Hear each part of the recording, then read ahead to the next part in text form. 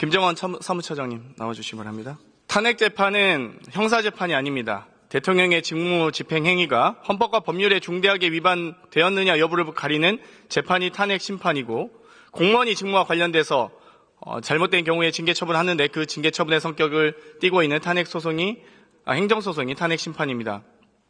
등 범죄가 성립하느냐의 유무는 헌법 재판의 대상이 아니라 형사 재판의 대상이 되는 것입니다. 사무처장님, 헌재에서 형사 재판도 하세요? 형사 재판은 하지 않습니다. 당연한 얘기죠. 그러면 형사 재판 속겠지 헌법 재판 속겠습니까?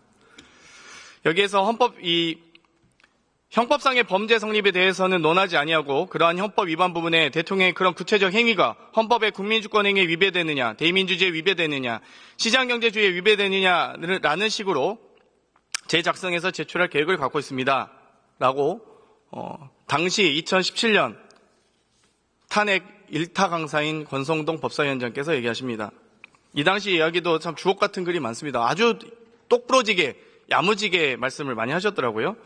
대통령의 직무집행행위가 헌법과 법률에 위배되느냐의 여부가 중요하기 때문에 재작성하는 이유에 대해서 설명을 합니다. 공소장 변경도 기본적인 사실관계는 그대로 유지하면서 거기에 대한 법적 평가를 달리하는 것입니다. 그렇기 때문에 국회 탄핵소추 의결처럼 국회 제적의원 3분의 2 이상의 찬성이 필요 없고, 이거는 탄핵소추위원과 대리인단이 얼마든지 준비 서면을 작성해서 제출할 수 있다라는 말씀을 드립니다. 이거 다 권성동 2017년 당시 법사위원장이 이 인터뷰도 하시고 헌재에서 했던 말입니다. 맞습니까? 예, 맞습니다. 박근혜 대통령 탄핵 당시에도 탄핵소추 의결서에 뇌물죄 성립 여부 다 수정한 선례가 있죠. 다른 위원님들이 질문하셨으니까. 탄핵소추 의결문엔 그런 죄명이 있었고요.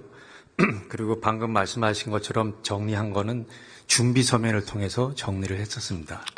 그래서 탄핵소추 사유서 재정리가 단순히 공소장을 변경하는 것과 같다라는 권성동 당시 법사위원장의 의견, 또 탄핵소추 사유서는 대리인단이 얼마든지 준비 서면을 작성해서 제출할 수 있다라고 주장한 권성동 법사위원장의 주장처럼 그렇게 2017년 탄핵소추는 진행됐죠?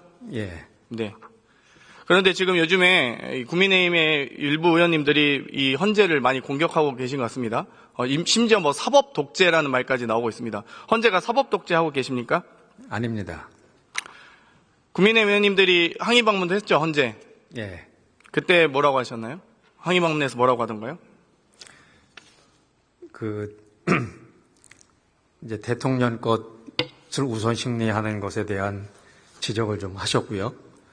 그리고 한덕수 국무총리 탄핵 심판 사건을 조속하게 먼저 좀 심리를 해야 되지 않느냐, 이런 여러 가지 얘기들을 하셨습니다.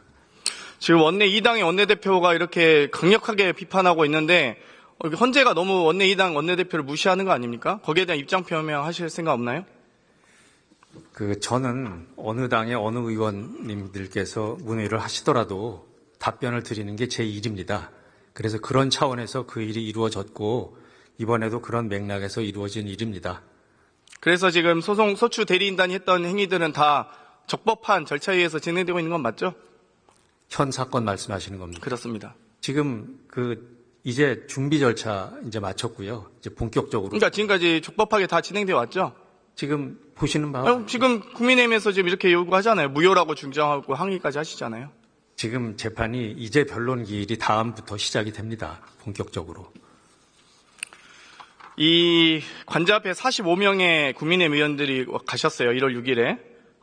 지금 비대위원 지도부도 가신 걸로 보이는데, 이 지도부가 가시면 헌재의 통진당 해산 결정문에 정당 기관의 활동을, 곧 정당 자신의 활동으로, 특히 정당의 최고위원 등 주요 당직자의 공개된 정치 활동은 그 지위에 기하여 한 것으로 볼 수 있으므로 원칙적으로 정당에 귀속될 수 있을 것으로 보인다.